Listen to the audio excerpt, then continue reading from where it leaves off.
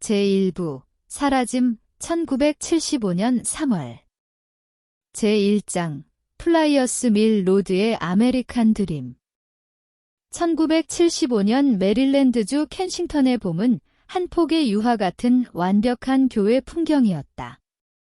축축한 흙과 만개한 산딸나무 향기로 가득한 공기 속에는 한 세대의 배경음악이 흘렀다.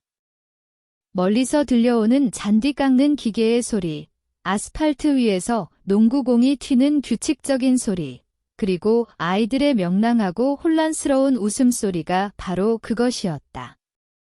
잘 다듬어진 잔디밭 뒤로 멋진 식민지 시대풍 주택들이 파수꾼처럼 서 있는 플라이어스 밀로드에서 아메리칸 드림은 단순한 이상이 아니라 살아있는 현실이었다. 튼튼한 2층 벽돌집 하나가 라이언 가족에게는 이 목가적인 세상의 중심이었다. 밖에서 보면 이웃집들과 구별할 수 없었지만 안에서는 그 벽 안의 삶을 일군 두 사람 덕분에 독특한 에너지와 따뜻함이 맥동하고 있었다. 존 라이언의 목소리는 워싱턴 D.C. 대도시권의 수만 명에게 친숙한 위안이었다. WMAR-FM의 인기 라디오 진행자로서 그의 부드럽고 안정감 있는 중저음은 교통체증에 갇힌 통근자들과 집안일을 하는 주부들의 일상적인 동반자였다. 그는 정치를 논하고 음반을 틀고 고위 인사들을 편안하고 능숙한 매력으로 인터뷰할 수 있는 지역 유명인이었다. 하지만 존의 차가 플라이어스 밀로드로 들어서는 순간 그 공적인 페르소나는 사라졌다. 현관문을 들어서면 방송용 마이크는 가족의 즐거운 불협화음으로 대체되었다. 그는 더 이상 D.C.의 목소리가 아니라 그저 아빠일 뿐이었다.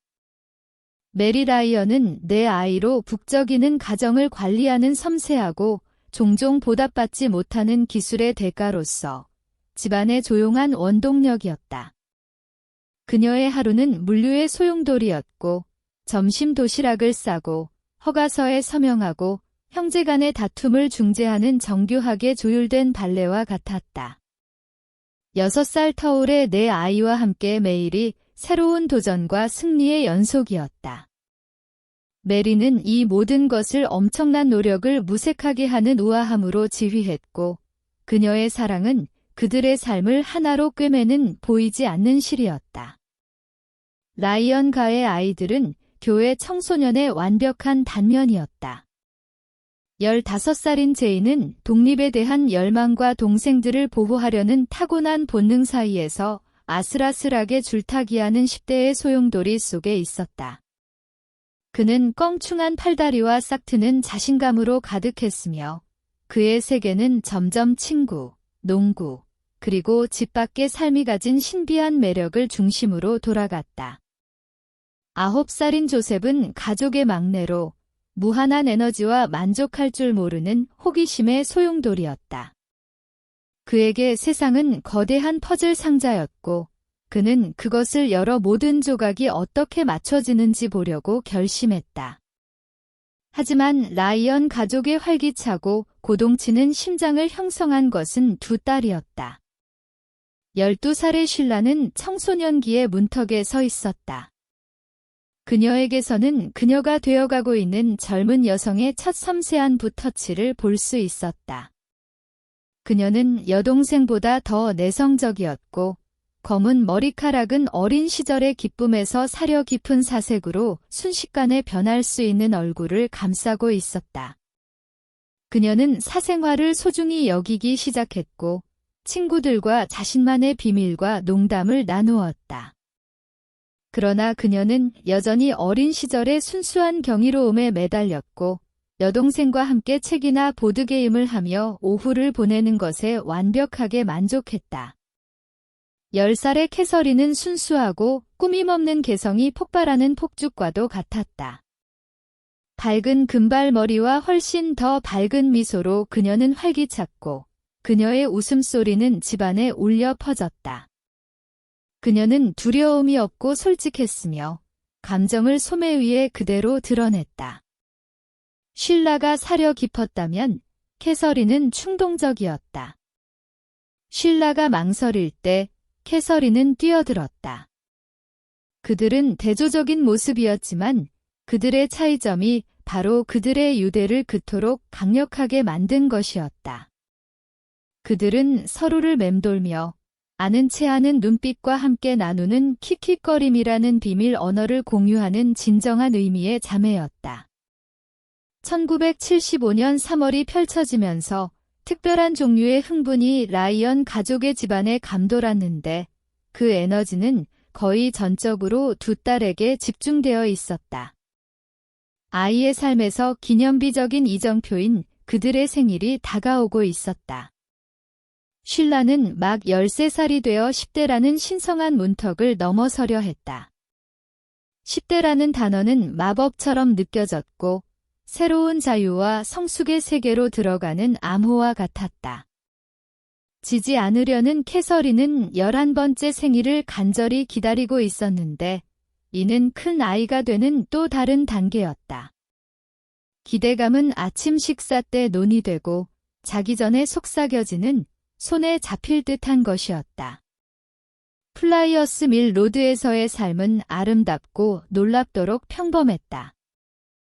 가족의 걱정은 부모와 자녀의 보편적인 걱정거리였다. 좋은 성적, 집안일, 텔레비전 채널을 누가 고를지에 대한 다툼 같은 것들. 그들의 가장 큰 두려움은 긁힌 무릎과 낙제한 수학 시험이었다. 그들은 격동의 세상 속 안전한 항구, 아이들이 자유롭게 자전거를 탈 수 있고 이웃들이 서로의 이름을 아는 곳, 바로 교회의 약속을 살아있는 모습으로 구현한 것이었다.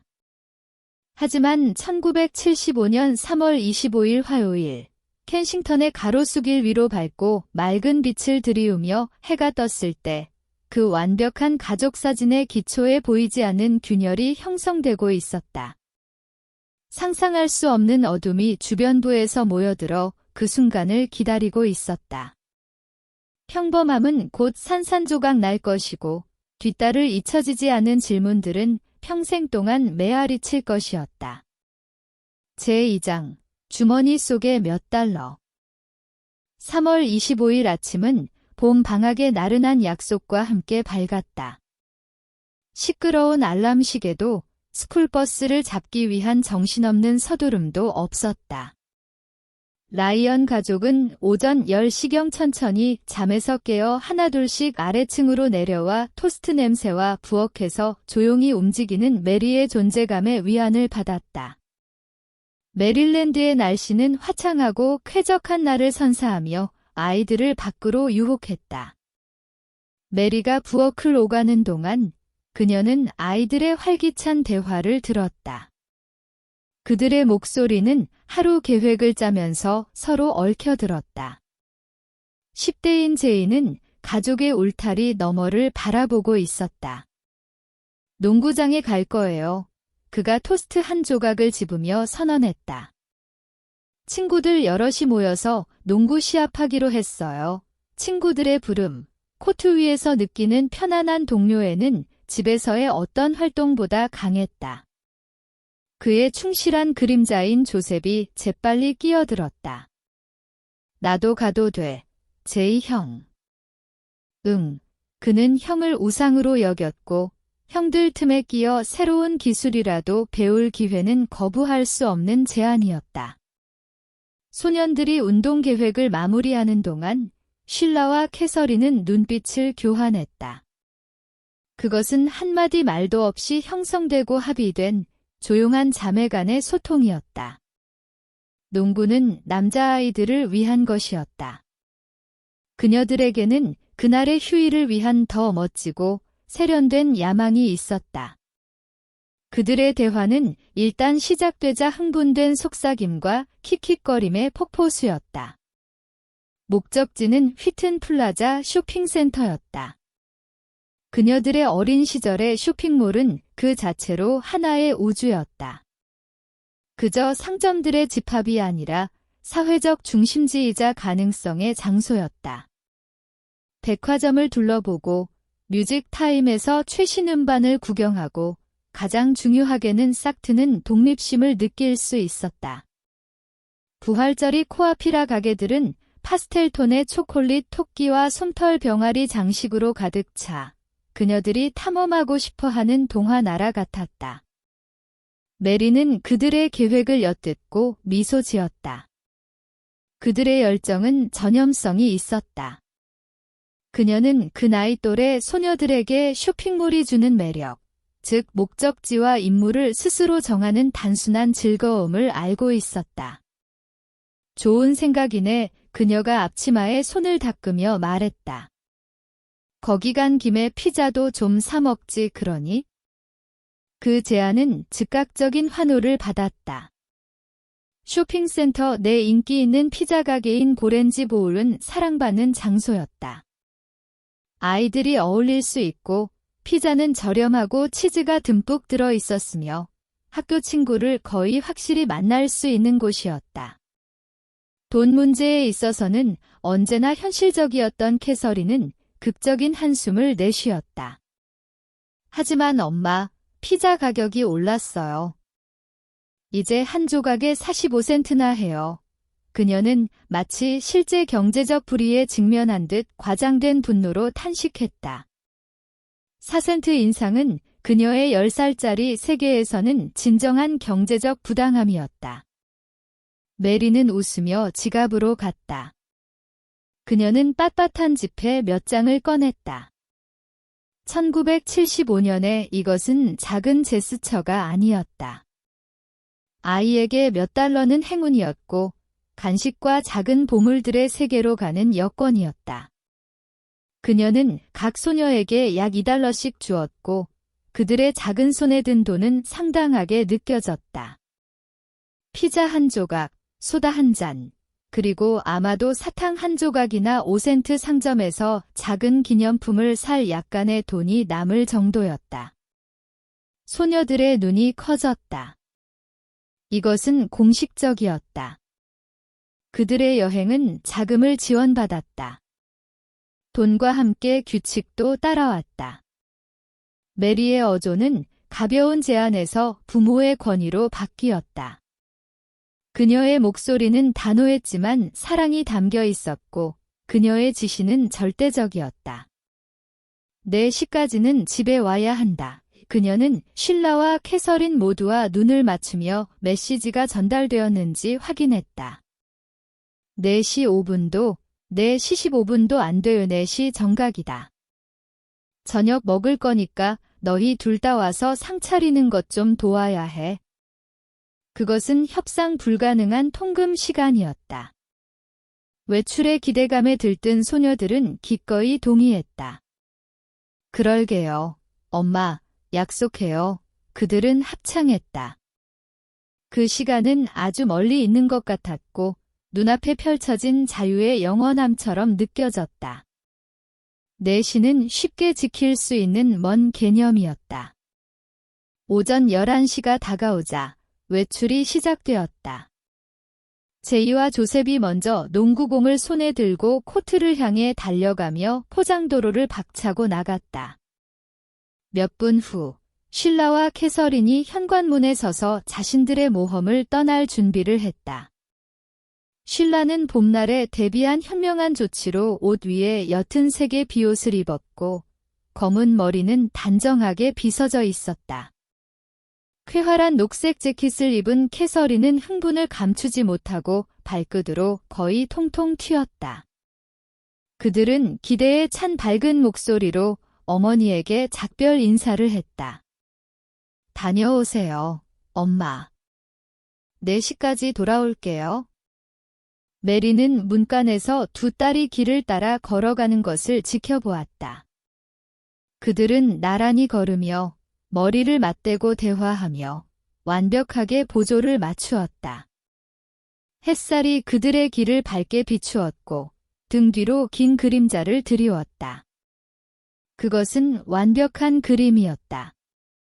두 자매가 피자를 사러 가는 간단한 여정에서 익숙하고 안전한 동네 거리를 걷는 모습. 메리는 희미한 미소를 띠며 조용한 집으로 돌아섰다. 그녀는 그 쇼핑센터에서 무언가가 그들을 기다리고 있다는 것을 알 방법이 없었다. 반드시 사람은 아니었지만 순수함과 악의 완벽한 폭풍우가 될 일련의 사건들이 평범한 봄날을 그들의 가족이 결코 완전히 깨어날 수 없는 악몽의 시작으로 바꿀 것이었다. 휘튼 플라자까지의 0.5마일, 약 800m, 거리는 단순히 쇼핑몰로 가는 여정이 아니라 어둡고 끔찍한 심연으로 향하는 걸음이었다. 제3장, 쇼핑몰의 남자들. 휘튼 플라자는 몽고메리 카운티 교외 지역의 고동치는 심장이었다. 쉴라와 캐서린이 도착했을 때인 오후 1시 이전에 쇼핑몰은 이미 평일의 활기로 가득했다. 그곳은 사회의 축소판이었다. 엄마들은 유모차를 밀었고 10대 그룹은 분수대 근처에 모여 있었으며 쇼핑객들은 팔에 가방을 가득 안고 가게들을 오갔다. 라이언 자매에게 이곳은 익숙한 영역이었고 상업과 가능성이 펼쳐진 거대한 놀이터였다. 그들은 계획대로 모험을 시작했다.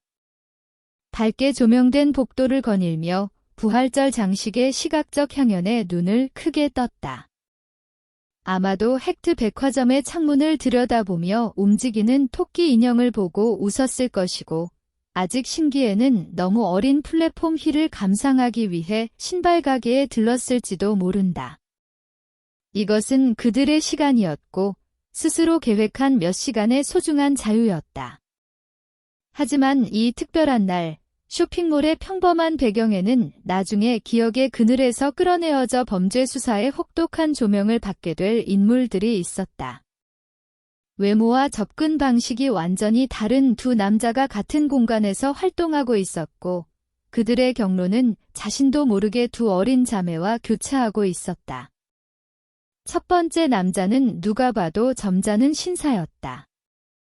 오후 1시경 라이언 자매를 아는 동네 소년이 오렌지 보울 피자 가게 바로 앞 벤치에 앉아있는 그들을 보았다.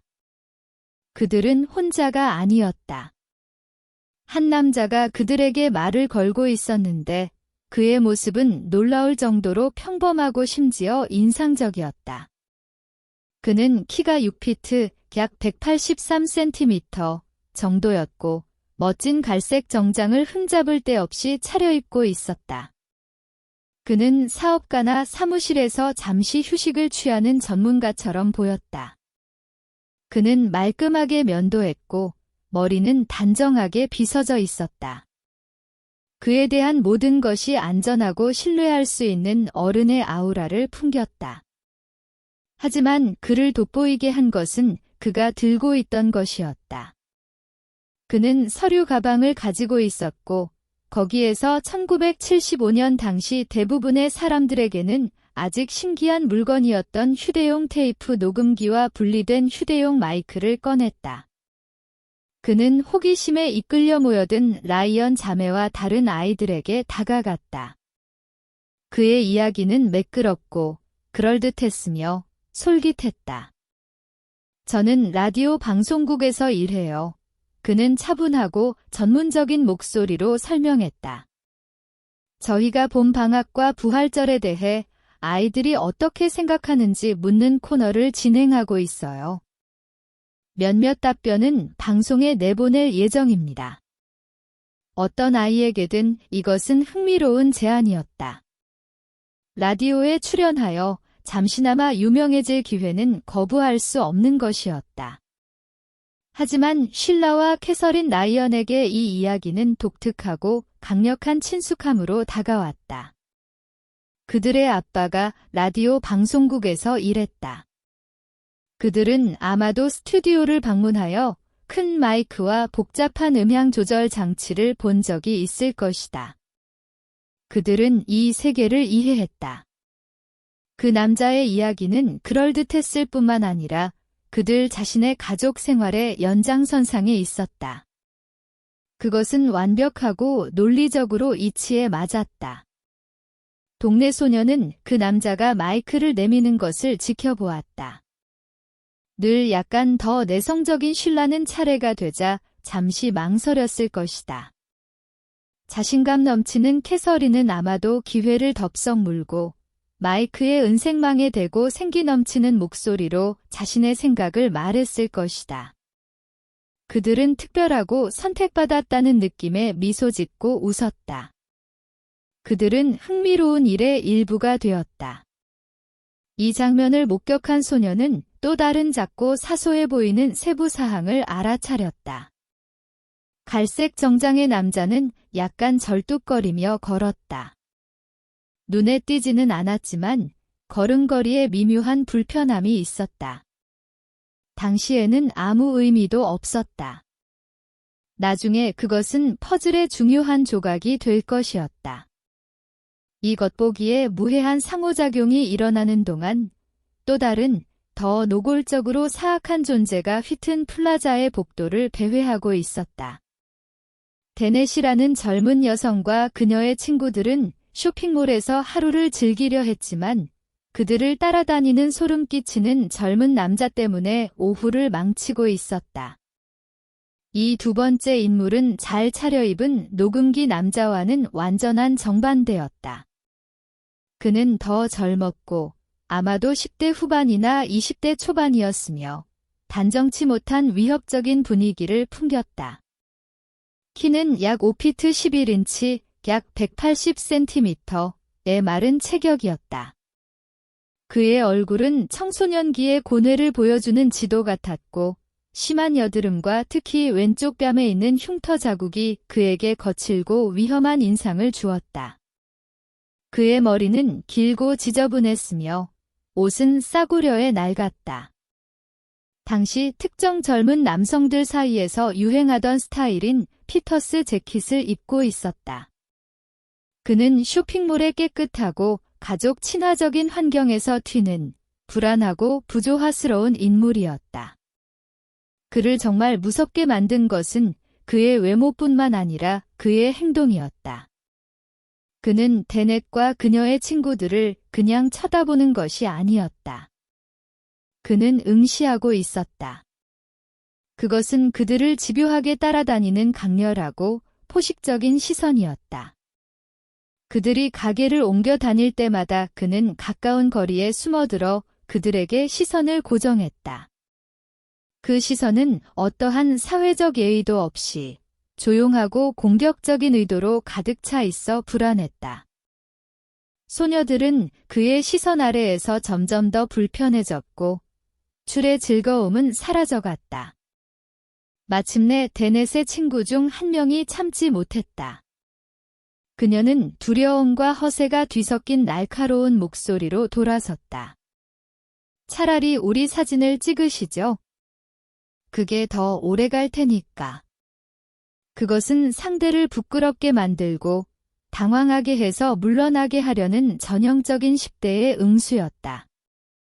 평범한 사람이라면 당황해서 사과를 중얼거리며 군중 속으로 사라졌을 것이다. 하지만 이 젊은 남자는 평범하지 않았다. 그는 움찔하지 않았다.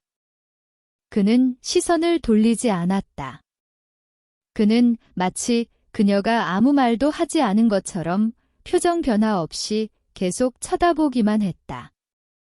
그의 완전한 무반응은 그 자체로 무서웠다. 그리고 그때 데넷은 그것을 보았다. 그가 그녀와 그녀의 친구들에게 향했던 그 소름 끼치고 강렬한 시선이 이제 두 다른 소녀에게 향해 있었다. 두 어린 소녀. 캐서린과 쉴라 라이언. 그는 똑같은 포식적인 고요함으로 그들을 지켜보고 있었다. 그 연결은 소름 끼쳤고 한 무리의 순수한 아이들에게서 다른 무리로 조용히 위협이 옮겨가는 것 같았다. 오후 2시경, 그날의 시간표가 다시 초점을 맞추었다. 소녀들의 오빠인 제이가 쇼핑몰에 도착했다. 그의 임무는 간단했다. 산들바람이 부는 봄 날씨를 이용해 탈새 연을 사는 것이었다. 그가 중앙홀을 걸어가다가 오렌지 보울의 커다란 유리창을 통해 안을 들여다보았다. 그리고 그곳에 그들이 있었다. 그의 여동생들. 캐서린과 실라는 반쯤 먹은 피자를 사이에 두고 테이블에 앉아 있었다. 그들은 자신들의 세계에 완전히 몰두해 있었고 쇼핑몰을 지나가는 사람들을 가리키며 웃고 이야기했다. 그들은 행복하고 안전하며 지극히 평범해 보였다. 그것은 순수하고 복잡하지 않은 기쁨의 스냅사진, 전형적인 자매의 순간이었다. 제이는 그들을 보고 그들이 괜찮다는 것을 확인하고 들어가지 않기로 결정했다. 그는 그들에게 공간을 주고 싶었고 오빠가 방해하지 않고 그들만의 시간을 갖게 해주고 싶었다. 그는 미소 짓는 여동생들의 모습을 마지막으로 연을 찾으러 계속 걸어갔다. 이 목격은 중요했다. 그것은 녹음기 남자와의 만남 후에도 소녀들이 계획대로 행동했다는 것을 확인해 주었다. 그 상호작용이 무엇이었든 그것은 그들을 놀라게 하거나 그날의 계획을 망치지 않았다. 그들은 어머니에게 말했던 대로 피자를 먹으러 갔다. 오후 2시 30분경 마지막으로 확인된 목격이 있었다. 소녀들을 잘 아는 가족 친구가 그들이 함께 걷고 있는 것을 보았다. 그들은 쇼핑센터에서 멀어져 플라이어스 밀로드로 돌아가는 길을 따라 서쪽으로 향하고 있었다. 그들은 집으로 가는 길이었다. 이 목격은 여러 면에서 안심이 되는 것이었다. 그것은 그들이 오후 4시 통금 시간을 맞출 수 있는 충분한 시간 내에 쇼핑몰을 떠났다는 것을 의미했다. 목격자는 그들이 완전히 정상적으로 보였다고 보고했다. 그들은 뛰고 있지도 않았고 뒤를 돌아보지도 않았다. 아무도 그들을 따라가는 것처럼 보이지 않았다. 그들은 그저 즐거운 오후를 보낸 후 집으로 향하며 이야기하는 두 자매였을 뿐이다. 그것은 캐서린과 실라 라이언이 어디에 있었는지 확실하게 말할 수 있는 마지막 순간이었다. 그 순간 이후 그들은 알려진 세계의 지도에서 사라졌다. 그들은 화창한 보도에서 익숙한 동네에서 그들의 삶에서 자취를 감추었다. 쇼핑몰과 그들의 집 사이에 0.5마일, 약 800m 거리, 그들이 수없이 걸었던 길은 깊은 구렁텅이가 되었다. 화요일 오후의 밝은 빛 속에서 그 짧은 거리 어딘가에서 플라이어스 밀로드의 아메리칸 드림은 잔인하고 조용한 종말을 맞았다. 추적이 시작되려 하고 있었다.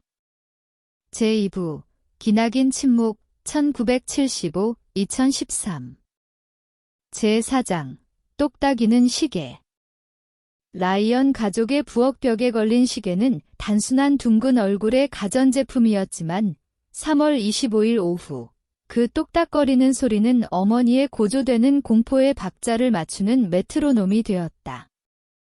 오후 4시 시계의 검은 바늘이 완벽하게 정렬되었다. 4시 정각 메리 라이언은 10분 동안 10번은 본 것 같은 시계를 다시 쳐다보았다. 그녀의 손은 저녁 식사 준비에 익숙한 동작으로 바빴다. 닭고기는 준비되었고 으깨 감자는 씻어 놓았다. 하지만 그녀의 마음은 다른 곳에 있었고 귀를 기울이고 있었다. 이미 들렸어야 할 소리, 즉 현관문이 쾅 닫히는 소리, 나무 바닥에 신발이 덜커덕거리는 소리, 그리고 딸들이 돌아왔음을 알리는 밝고 겹치는 목소리를 기다리고 있었다. 집안은 똑딱이는 시계 소리와 냉장고의 윙윙거리는 소리 외에는 조용했다. 메리는 걱정하지 말라고 스스로에게 말했다. 아름다운 날이었다. 아마 학교 친구들을 만났을 것이다. 어쨌든 봄 방학이었다. 젊고 재미있을 때는 시간이 그렇게 쉽게 흘러갈 수 있다. 그들은 책임감 있는 아이들이었지만 가장 책임감 있는 아이라도 시간을 잊을 수 있다. 그녀는 계속해서 일을 했고 그녀의 움직임은 더 신중해졌으며 마음이 혼란스러워지는 동안 손을 바쁘게 하려는 의식적인 노력이었다. 오후 4시 15분. 집안의 침묵은 이제 존재감이 있었다. 더 무겁고 더 억압적으로 느껴졌다. 메리는 앞 창문으로 걸어가 커튼을 젖히고 플라이어스 밀 로드를 내려다보았다. 거리는 늦은 오후에 부드럽고 비스듬한 빛에 잠겨 조용했다. 집으로 걸어오는 두 소녀의 모습은 보이지 않았다. 그녀는 커튼을 내리고 부엌으로 돌아왔고 심장은 조금 더 빨리 뛰었다. 짜증은 다른 감정, 즉 그녀가 억누르려 했던 원초적인 불안감으로 변하기 시작했다. 그 애들은 규칙을 알아.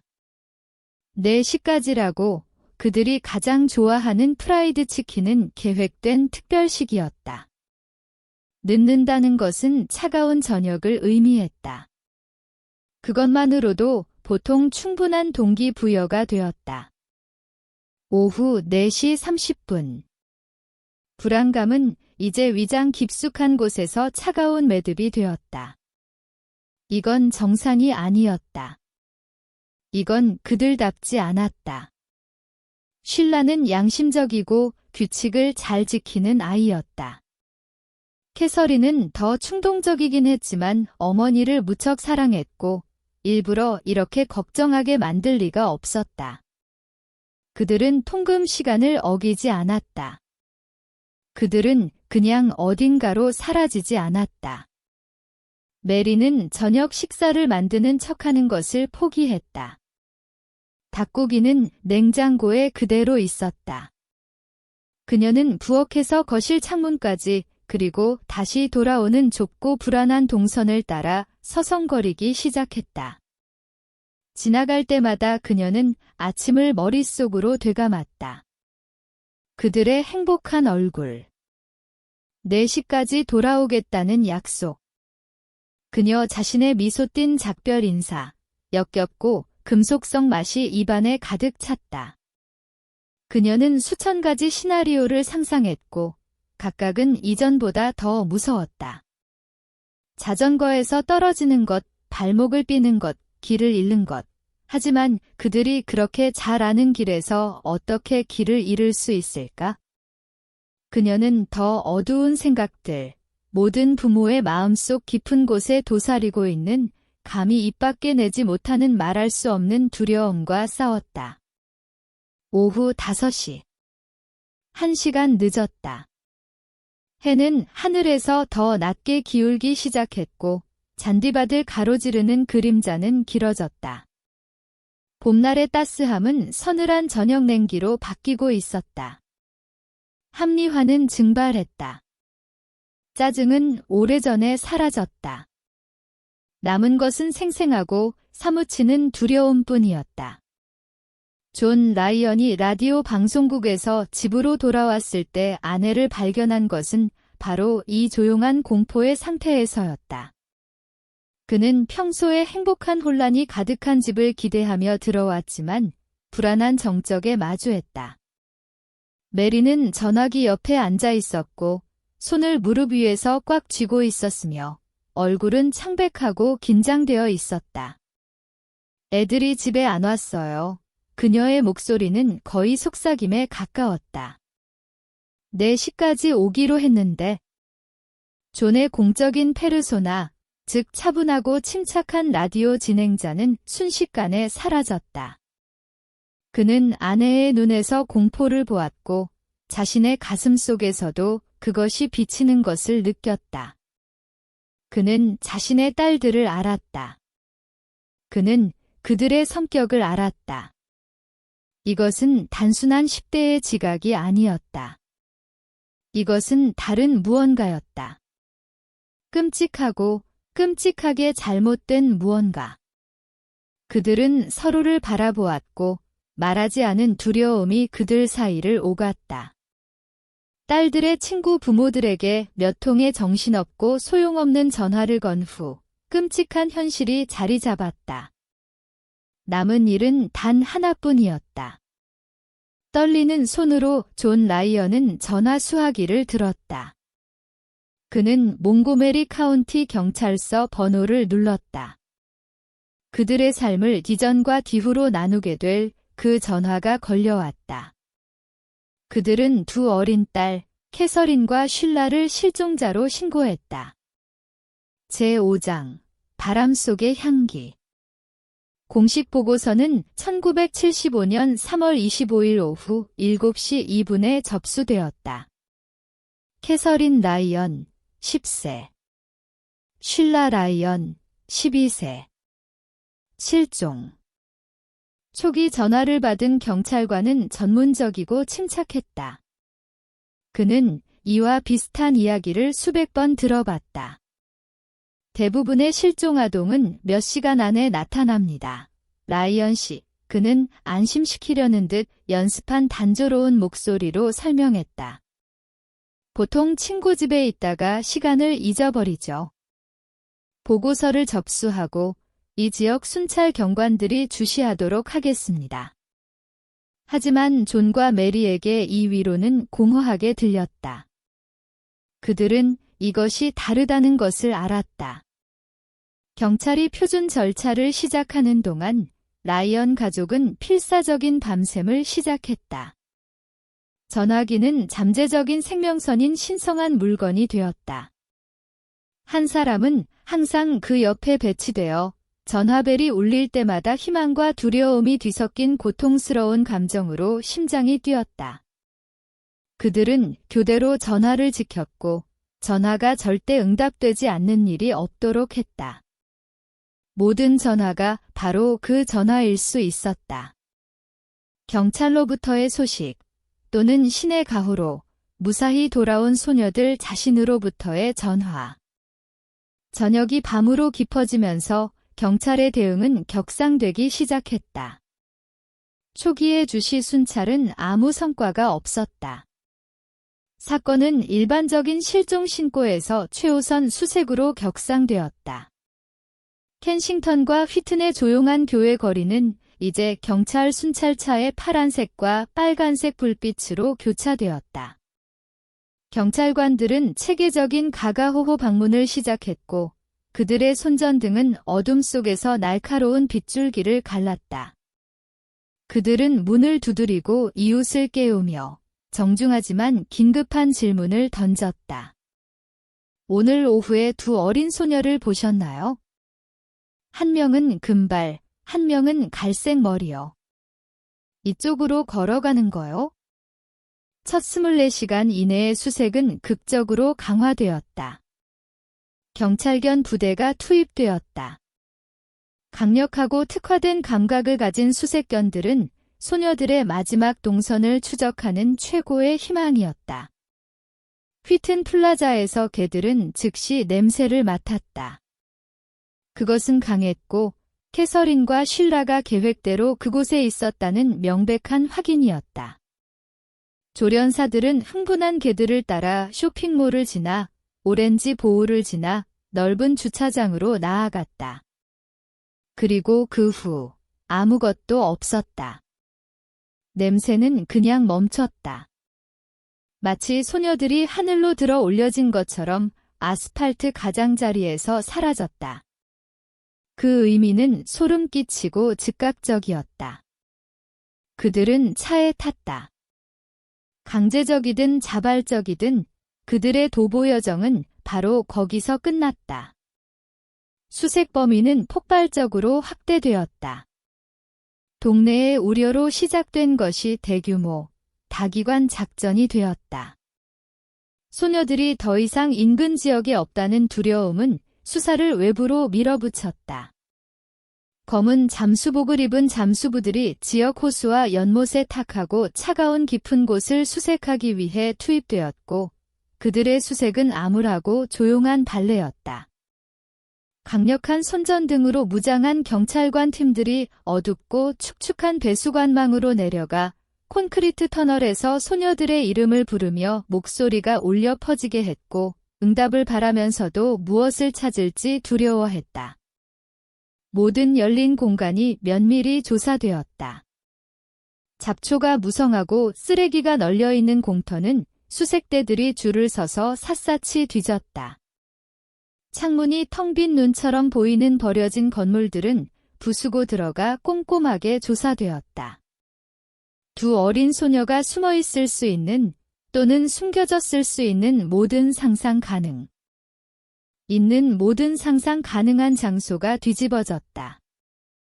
교회의 안일함에서 깨어난 지역사회는 압도적인 지지로 응답했다. 실종 아동 포스터의 추상적인 공포는 갑자기 현실이 되었고 지역적이며 무서운 것이 되었다. 그것은 그들의 아이일 수도 있었다.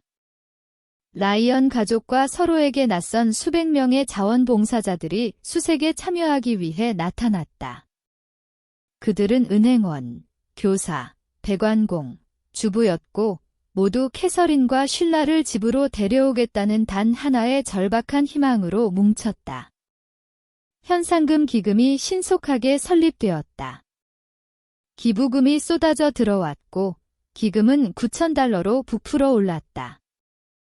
1975년에는 상당한 금액으로 지역사회의 공동의 슬픔과 결의를 증명하는 것이었다. 그리고 포스터가 나왔다. 캐서린과 쉴라 라이언의 얼굴은 갑자기 모든 곳에 나타났다. 그들의 학교 사진, 쉴라의 사려 깊은 시선, 캐서린의 밝고 이가 보이는 미소, 끈 전봇대, 휘튼 플라자의 모든 상점 창문, 모든 지역 사회 게시판에 붙여졌다. 그들의 얼굴은 DUC 지역 전체에 걸쳐 끊임없이 조용한 존재가 되었고 그들 중 2명이 사라졌다는 잊혀지지 않는 상기물이었다. 며칠이 일주일이 되었다. 수색의 초반 열광적인 에너지는 암울하고 힘든 일상으로 바뀌기 시작했다. 소녀들을 살아서 건강하게 찾을 것이라는 희망은 몰아치는 폭풍 속에서 깜빡이는 촛불이었다. 그리고 소녀들이 사라진 지 열흘 후 라이언 가족의 전화기가 울렸다. 4월 4일이었다. 메리는 이제 늘 그렇듯 떨리는 목소리로 전화를 받았다. 전화기 저편의 목소리는 낯선 사람의 목소리였고 낮고 왜곡되어 있었으며 의도적으로 변조되어 있었다. 그가 뱉은 말은 순수하고 고통스러운 희망과 공포의 충격을 그녀에게 안겨주었다. 내가 그 애들을 데리고 있다. 전화 건 사람은 직설적이었고 그의 어조는 차갑고 사무적이었다. 그는 돈을 원했다. 그들의 안전한 귀환을 위해 $10,000,000를. 숨막히는 순간 납치의 공포는 해결 가능성에 의해 가려졌다. 그들은 살아있었다. 누군가가 그들을 데리고 있었고 돈으로 다시 데려올 수 있었다. 이제 모든 전화를 감청하고 있던 경찰이 엿들었다. 전화 건 사람은 구체적이고 상세한 지시를 내렸다. 돈은 서류 가방에 넣어야 했다. 전달 장소는 애너폴리스 법원의 특정 화장실이었다. 그는 시간, 경로, 그리고 경찰은 안 돼라는 엄중하고 소름 끼치는 경고를 했다. 존과 메리는 무엇이든 할 준비가 되어 있었다. 그들은 가진 모든 돈을 주고 집을 담보로 잡고 길거리에서 구걸해서라도 그 $10,000,000를 마련했을 것이다. 하지만 경찰은 냉정하고 계산된 결정을 내려야 했다. 그것은 진짜 몸값 요구일 수도 있었다. 그것은 또한 그들의 절박함을 이용한 잔인하고 기회주의적인 사기일 수도 있었다. 가족의 돈을 위험에 빠뜨리는 것은 선택지가 아니었다. 타협은 전략적인 도박이었다. 그들은 서류 가방에 $1,000만 채워 전체 금액처럼 보이게 배열했다. 만약 전화 건 사람이 진짜라면 경찰은 그가 미끼를 물고 서류 가방을 회수하여 소녀들에게로 이끌기를 바랐다. 전달은 지시된 대로 정확하게 실행되었다. 법원 전체에 숨어있던 잠복 경찰관들이 지정된 장소에 서류 가방이 놓이는 것을 지켜보았다. 몇 분이 고통스럽게 긴 1시간, 그리고 2시간으로 늘어났다. 그들은 기다렸다. 아무도 오지 않았다. 그날 늦게 전화가 왔다. 그것은 같은 변조된 목소리였지만 이제는 분노가 섞여 있었다. 사방에 경찰이 깔렸더군.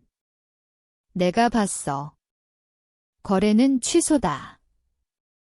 절망으로 목이 메인 조는 그 순간을 잡았다. 애들이랑 통화하게 해줘요. 그는 애원했다. 당신이 애들을 데리고 있다면 내 딸들이랑 통화하게 해줘요. 목소리를 들어야겠어요. 그는 증거가 필요했다. 이것이 단지 어떤 역겨운 장난이 아니라는 것을 알아야 했다. 전화선은 몇 초 동안 조용했다. 그러다 부드러운 딸깍 소리와 함께 전화 건 사람은 전화를 끊었다. 전화는 다시는 몸과 묘구로 울리지 않았다. 진짜 납치범이든 뒤틀린 사기꾼이든 그 미스터리한 전화 건 사람은 라이언 가족이 가졌던 마지막 가시적인 희망의 조각을 가지고 허공으로 다시 사라졌다. 뒤이은 침묵은 이전에 겪었던 어떤 것보다 더 깊고 더 파괴적이었다. 수사는 환영의 목소리와 바람 속으로 사라진 향기 외에는 아무것도 없는 원점으로 돌아갔다. 제6장 유령을 쫓아서 몸과 묘구가 무산되면서 수사는 추측의 바다에 표류하게 되었다. 사건은 전국의 주목을 받았고 제보, 목격담, 이론들이 전국 각지에서 쏟아져 들어왔다. 사건을 담당한 형사들에게 그것은 소방호스에서 물을 마시려는 것과 같았다. 아무리 터무니없는 단서라도 꼼꼼하게 기록하고 추적해야 했다. 라이언 자매 사건 파일은 날이 갈수록 두꺼워졌고 엄청난 노력과 좌절스러운 진전 부족을 증명했다. 4월 6일 버지니아에서 한 줄기 희망이 나타났다. 11살 소년 윌리엄 크랩스가 설득력 있는 이야기로 나섰다. 그는 가족과 함께 211번국도를 여행하던 중 걱정스러운 것을 보았다고 했다. 흰색 폰티악 차 안에서 그는 캐서린과 쉴라의 인상착의와 일치하는 두 소녀를 보았다고 했다. 그는 한 가지 세부 사항에 대해 확신했다. 뒷좌석에 금발 아이가 있었고 그 아이는 울고 있는 것처럼 보였다. 경찰은 이 목격담을 심각하게 받아들였다. 211번국도는 DC 지역을 탈출하여 서쪽 산악지대로 향하는 사람에게 논리적인 도주로였다. 시점도 그럴듯했고 크랩스가 묘사한 불안한 행동은 수사관들이 납치된 아이들에게서 기대할 만한 것이었다. 이 보고서는 태스크포스의 흥분의 물결을 일으켰고 즉시 흰색 폰티악에 대한 수배령이 내려졌다. 하지만 이전의 많은 단서들처럼 그 흔적은 차갑게 식어버렸다. 차는 발견되지 않았고 용의자도 특정되지 않았다. 바로 다음 날 또 다른 잠재적인 돌파구가 나왔는데 이번에는 훨씬 더 놀라운 것이었다. 버지니아주 매너세스의 한 목격자가 베이지색 포드 스테이션 외권 뒷좌석에 있는 두 어린 소녀를 보았다고 보고했다. 그들은 묶여있고 입이 막혀있는 것처럼 보였다. 기민하고 재치 있는 목격자는 부분적인 번호판을 포착하는 데 성공했다. 글자 DMT와 숫자 6, 그들은 또한 번호판이 메릴랜드주 것이라고 확신했다. 이 목격담에 높은 신뢰도를 부여한 것은 운전자의 반응이었다. 자신이 관찰되고 있다는 것을 깨달은 듯 남자는 난폭하게 운전하기 시작했고 빨간 신호를 무시하고 속도를 내며 66번 주간 고속도로 진입로로 방향을 틀어 필사적으로 탈출하려 했다. 이것은 무고한 사람의 행동이 아니었다. 이것은 끔찍한 것을 숨기고 있는 사람의 행동이었다. 구분적인 번호판은 수사관들을 분주하게 만들었다. 그들은 메릴랜드와 주변주의 자동차 등록 데이터베이스를 통해 모든 가능한 조합을 확인했다. 그 작업은 방대했고 수천 개의 등록 정보를 교차 확인하는 힘든 과정이었다. 베이지색 포드 스테이션 외권은 유령 차량이 되었고 끝없는 서류 더미 속에서 좇는 유령이었지만 그건 역시 결국 그들을 피해갔다. 한편 새롭고 비전통적인 세력이 수색에 합류했다. 1970년대는 시민 밴드, CB, 라디오의 황금기였고 워싱턴 대도시권 전역의 헌신적인 CB 운영자 네트워크가 자체적인 자원봉사 수색대를 조직했다. 미드나잇 라이더나 로드 킹과 같은 호출 부호 아래 이 이동식 자원봉사자들은 라디오를 사용하여 실시간 정보 네트워크를 만들었다. 그들은 자신의 시간과 돈을 들여 동네를 운전하고 주차장을 스캔하고 의심스러운 활동을 보고했다. 그들의 헌신은 시민 참여의 감동적인 전시였고 소녀들을 집으로 데려오기 위한 풀뿌리 노력이었다. 하지만 수천 시간을 기록하고 수십 건의 지역 목격담을 추적했음에도 불구하고 그들의 노력 역시 가시적인 성과를 내지 못했다. 5월 말까지 사건은 매우 높은 인지도를 얻어 전례 없는 대응을 이끌어냈다. 주지사 대행이었던 블레어 리 3세 부지사는 군대를 동원하기로 결정했다. 5월 23일 122명의 메릴랜드 주 방위군이 소집되어 몽고메리 카운티에 배치되었다. 이것은 더 이상 민간인 수색이 아니었다. 이들은 훈련된 군인들이었고 전문적이고 체계적인 수색 기술을 사용했다. 그들의 임무는 카운티의 광대한 산림 지역을 격자별로 명확하게 수색하는 것이었다. 며칠 동안 그들은 수천 에이커의 산림지대를 훈련된 대열로 이동했고 그들의 군화는 마른 나뭇잎 위에서 바삭거리는 소리를 냈다. 그들은 협곡, 빽빽한 덤불, 외딴 공원을 샅샅이 뒤졌다. 그들은 금속 탐지기와 교란된 토양을 탐지하는 도구를 포함한 특수 장비를 가지고 다녔다. 그들은 범죄 현장을 찾고 있었다. 그들은 시신을 찾고 있었다. 주 방위군 수색은 체계적이고 철저했으며 그 결과는 완전히 가슴 아픈 것이었다. 그들은 아무것도 찾지 못했다. 옷 조각 하나, 얕은 무덤 하나, 어떤 증거도 없었다.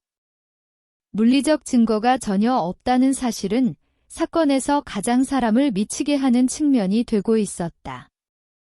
시신도, 확인된 범죄 현장도, 실제 납치를 목격한 신뢰할 만한 증인도 없이 수사는 이론과 유령의 기초 위에 세워졌다. 1975년 여름이 DUC 지역에 덥고 습한 담요를 덮었을 때 라이언 가족에게는 가혹한 현실이 자리 잡기 시작했다. 대규모 수색은 소진되었다. 유망한 단서들은 모두 사라졌다. 초기의 폭풍 같은 활동은 점점 더 희박해지는 제보를 따라가는 몇몇 형사들의 활동으로 줄어들었다. 존과 메리 라이언에게 희망과 절망의 감정적 롤러코스터는 견딜 수 없는 타격을 주었다. 그들은 온 힘을 다해 싸웠던 결론, 즉 딸들이 단지 실종된 것이 아니라는 사실에 직면해야 했다. 그들은 사라졌다. 그들은 아마도 죽었을 것이다. 이 암울한 수용은 항복이 아니었다. 그것은 생존을 위한 필수적인 재조정이었다. 딸들이 다시 문을 열고 들어오는 것을 볼 것이라는 희망은 새로운, 더 침울한 희망, 즉 해답에 대한 희망으로 대체되었다. 그들은 무슨 일이 일어났는지 알아야 했다. 그들은 누가 책임이 있는지 알아야 했다. 그리고 언젠가 캐서린과 실라를 위한 정의가 실현되는 것을 보아야 했다. 경찰 수사는 공식적으로 계속되었지만 미제 사건으로 전환되고 있었다. 두 주 용의자, 잘 차려입고 절뚝거리는 녹음기 남자과 젊고 여드름 흉터가 있는 스토커의 몽타주는 살인사건 부서의 게시판에 계속 붙어 있었고 그들의 얼굴은 끊임없는 조용한 도전이었다. 이제 수천 페이지의 막다른 골목으로 가득 찬 방대한 파일은 선반으로 옮겨져 몇 년 동안 먼지가 쌓일 것이었다. 라이언 자매 사건은 지역의 전설, 아이들에게 들려주는 경고 이야기, 영원히 해결되지 않을 운명처럼 보이는 비극적인 미스터리가 되었다. 길고 조용한 기다림의 세월이 시작되었다. 제7장, 차가운 땅. 세월이 흘러 10년이 되었다. 세상은 계속 움직였다. 1970년대는 80년대로 넘어갔고 새로운 음악, 새로운 패션, 새로운 불안을 가져왔다. 워싱턴 DC 지역의 대부분 사람들에게 라이언 자매 이야기는 희미해진 기억, 그 지역 역사의 슬픈 각주가 되었다. 하지만 라이언 가족에게 시간은 치유의 약이 아니었다. 그것은 상처를 더 깊게 파고들어 그들의 슬픔을 영구적인 상태로 만들었다. 제이와 조셉은 누이들의 부재라는 그늘 아래서 자랐다. 졸업, 첫 직장, 결혼과 같은 모든 이정표는 누가 없는지에 대한 슬픔으로 물들었다. 가족은 결코 채워질 수 없는 텅 빈 공간을 중심으로 구축된 새로운 종류의 평범한 삶을 사는 법을 배웠다. 존과 메리는 늙어갔고 젊음의 활기찬 에너지는 조용하고 끊임없는 고통에 의해 서서히 침식되었다. 한때 즐거운 혼돈의 장소였던 플라이어스 밀로드의 그들의 집은 이제 그들이 잃어버린 것에 대한 조용한 기념비가 되었다. 하지만 경찰 파일은 완전히 잊히지 않았다. 몇 년에 한 번씩 새로운 형사가 미스터리에 흥미를 느끼고 새로운 시각이 다른 사람들이 놓친 것을 볼 수 있기를 바라며 선반에서 그것을 꺼내곤 했다. 1987년, 실종 12년 후 유망한 단서가 떠올랐다. 수사관들은 노스캐롤라이나 출신의 유죄 판결을 받은 아동 성추행범인 프레드 하워드 코피를 용의자로 지목했다. 코피의 프로필은 놀라울 정도로 잘 들어맞았다. 그의 수법은 금속 탐지기, 카메라, 흥미로운 도구 등 다양한 기기를 사용하여 아이들의 신뢰를 얻은 후 유인하는 것이었다. 이 수법은 휘튼 플라자의 녹음기 남자 이야기와 놀라울 정도로 유사했다. 형사들은 코피가 자매 실종 후 며칠 동안 몽고메리 카운티에 있었다는 것을 발견했다. 이것은 그를 대략적인 시기에 적절한 장소에 위치시켰다. 조각들이 맞춰지는 것 같았다. 코피가 그 점잖게 생긴 절뚝거리는 남자였을까? 그가 연습한 포식적인 매력을 사용하여 캐서린과 쉴라를 죽음으로 유인했을까? 코피에 대한 수사는 광범위했다. 형사들은 노스캐롤라이나로 가서 그의 알려진 동료들을 인터뷰하고 그의 범죄 기록을 샅샅이 뒤졌다. 하지만 그들은 벽에 부딪혔다. 최선의 노력에도 불구하고 그들은 1975년 3월 25일 프레드 코피를 휘튼 플라자에 결정적으로 위치시킬 수 없었다. 그들이 사라진 날 그를 소녀들과 직접적으로 연결하는 증거가 없었기 때문에 그에 대한 사건은 무너졌다. 그는 여전히 솔깃하지만 입증할 수 없는 용의자로 남았고 광대하고 유령이 나오는 수사 풍경 속의 또 다른 유령이었다. 아무도 몰랐던 것, 아무도 상상할 수 없었던 것은 전체 미스터리의 열쇠가 이미 그들의 손에 있었다는 것이다. 그것은 수사 첫 주부터 거기에 있었고 기각되고 파일에 보관되고 잊혔다. 단서는 사건 파일의 수천 장의 문서, 깊숙이 묻혀있는 한 페이지짜리 보고서에 있었다. 보고서는 소녀들이 사라진 지 불과 일주일 후인 1975년 4월 1일에 작성되었다. 그것은 18세의 지역 청년 로이들이 웰치 주니어와의 인터뷰를 상세히 기록했다. 웰치는 자신이 중요한 정보를 가지고 있다고 주장하며 경찰에 직접 연락했다. 그는 수사관들에게 극적인 이야기를 했다. 그는 그날 휘튼 플라자에 있었고 납치를 목격했다고 했다. 그는 한 남자, 즉 녹음기 남자가 주차장에서 2명의 괴로워하는 소녀를 빨간색 카마로에 강제로 태우는 것을 보았다고 묘사했다. 표면적으로는 큰 돌파구처럼 보였다. 범죄 자체의 목격자. 하지만 형사들은 신중했다. $9,000의 현상금은 돈이나 관심을 바라는 사람들로부터 거짓 제보의 홍수를 일으켰다. 그들은 웰치를 시험하기로 결정했다. 그들은 그를 데려와 거짓말 탐지기 검사를 실시했다. 결과는 명백했다. 웰치는 실패했다. 기계의 바늘은 튀고 흔들렸고 그의 생리적 반응은 극심한 기만을 나타냈다. 1975년에 노련한 수사관들에게 결론은 간단하고 명백했다. 그 아이는 거짓말을 하고 있었다. 그는 아마도 녹음기 남자에 대한 소문을 듣고 그 이야기에 맞춰 이야기를 꾸며내고 현상금을 타려고 했을 것이다. 그것은 유명 사건에서 흔히 볼 수 있는 슬픈 일이었다. 로이드 웰치는 신뢰할 수 없는 증인, 가족의 상상할 수 없는 비극을 이용하여 이익을 취하려는 냉혹한 기회주의자로 기각되었다. 보고서를 작성한 형사는 페이지에 거짓말 탐지기, 거짓 반응기라고 메모를 휘갈겨 썼다. 그 한 장의 종이는 파일에 보관되었고 그 잠재적 중요성은 그 간단하고 치명적인 주석에 의해 무효화되었다. 그것은 서류 더미 속에 또 다른 종이 조각이 되었고 그 작성자는 잊히고 그의 이야기는 폐기되었다.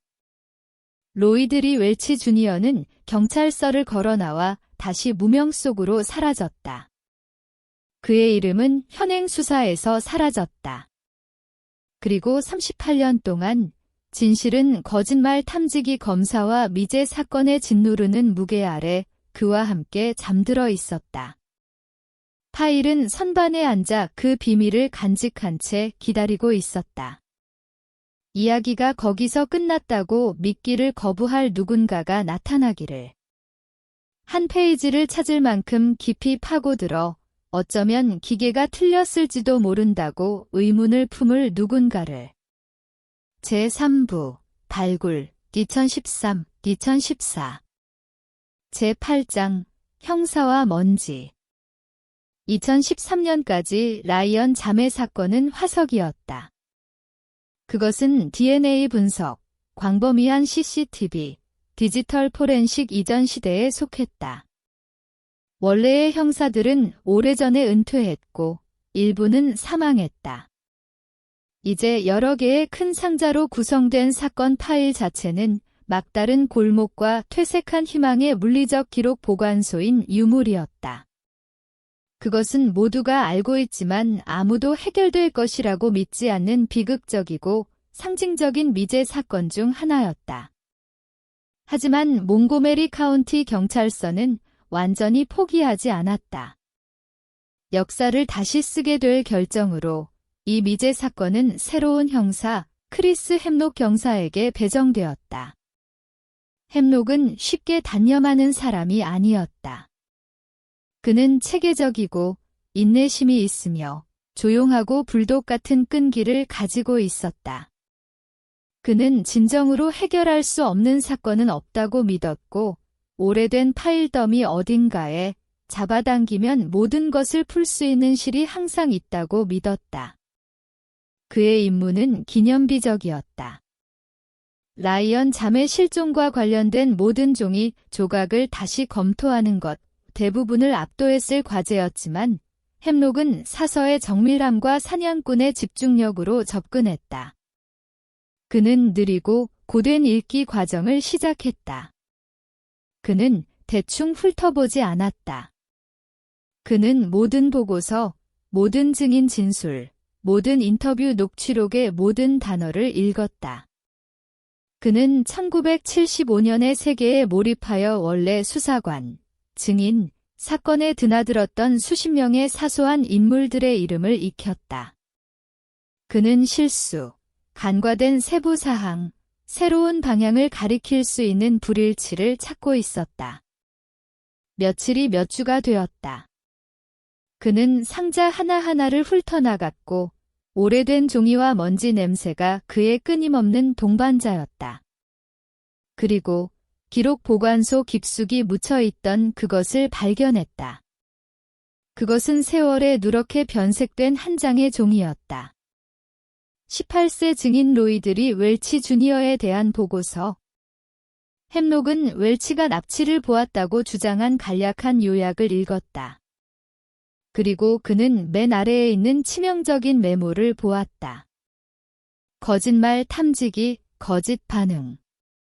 잠시 동안 햄록은 거의 40년 동안 모든 형사가 해왔던 일을 할 수 있었다. 그는 선배들의 결론을 받아들. 잠시 동안 햄록은 거의 40년 동안 모든 형사가 해왔던 일을 할 수 있었다. 그는 선배들의 결론을 받아들이고 넘어갈 수 있었다. 웰치는 거짓말쟁이였다. 그 단서는 종결. 하지만 무언가가 그를 멈추게 했다. 보고서에 뭔가 이상한 느낌이 들었다. 왜 18세 소년이 자신이 면밀히 조사될 것을 알면서도 살인수사에 자발적으로 끼어들었을까? 정말로 현상금 때문이었을까? 햄록은 그 시를 잡아당기기로 결정했다. 그는 1975년의 결론을 그냥 받아들이지 않고 의문을 제기했다. 그의 첫 번째 단계는 로이드리 웰치 주니어가 어떻게 되었는지 알아내는 것이었다. 간단한 신원 조회가 첫 번째 충격을 주었다. 햄록은 실종 2년 후인 1977년에 찍힌 웰치의 머그샷을 발견했다. 그는 그것을 인쇄하여 쇼핑몰에서 두 번째 용의자, 소녀들을 쳐다보고 있던 여드름 흉터에 소름 끼치는 젊은 남자, 내 몽타주 옆에 놓았다. 그 유사성은 놀라웠다. 틀림없었다. 긴 머리, 얼굴 구조, 마른 체격. 완벽한 일치는 아니었지만 햄록의 등골을 오싹하게 할 만큼 충분히 가까웠다. 증인이라고 주장했던 아이가 주 용의자 중 한 명과 기이할 정도로 닮았다. 이 발견은 홍수처럼 다른 가능성을 열었다. 햄록은 웰치의 과거를 깊이 파고들었고 그가 발견한 것은 평생 포식자의 초상이었다. 로이드 웰치는 어리석은 거짓말을 한 무해한 10대가 아니었다. 그는 가장 타락한 종류의 직업 범죄자였다. 바로 그 순간 2013년에 웰치는 델라웨어 교도소의 수감자였고 아동 성추행으로 29년형을 살고 있었다. 그의 전과 기록은 세계주와 수십 년에 걸친 폭력과 성범죄의 끔찍한 목록이었다. 그것은 강간, 칼을 사용한 폭행, 가정폭력에 대한 유죄 판결을 포함했다. 기록은 폭발적인 성미와 끔찍한 잔인성을 가진 남자의 명확한 그림을 그렸다. 가장 치명적인 것은 웰치에 기록된 청소년기 소녀에 대한 구체적인 성적 선호였다. 이것은 단지 이론이 아니었다. 그것은 그의 여러 교도소 생활에서 법원 기록과 심리평가에서 확립된 사실이었다. 그는 정확히 캐서린과 쉴라 같은 두 어린 소녀를 표적으로 삼았을 포식자 유형이었다.